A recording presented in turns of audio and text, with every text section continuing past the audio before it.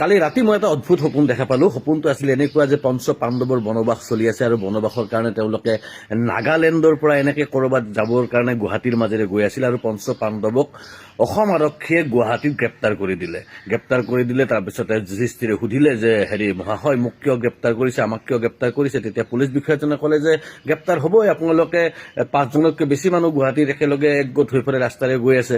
বোলে আমি কিহৰ কাৰণে, তাতে কি হ'ল 5জনতকৈ বেছি মানুহ গ'লো। বোলে ইয়াতো 144 চলি আছে, 144 চলি থাকিলে 5জন মানুহতকৈ ইয়াত বেছি মানুহ সমাগম হ'লে আমি গ্ৰেপ্তাৰ কৰিম।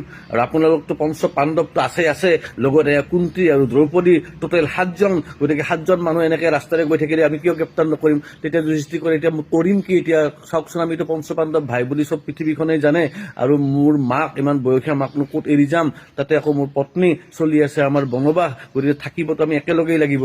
তাৰপিছত পুলিচ বিষয়াজনে কি ক'লেনো কি নক'লে, তেতিয়া মই সাৰ পাই গ'লো। এটা অদ্ভুত সপোন, মানে কি হৈ গ'ল সপোনটো, মানে মই বুজি পোৱা নাই। পঞ্চ পাণ্ডৱ গুৱাহাটী 146 ধাৰা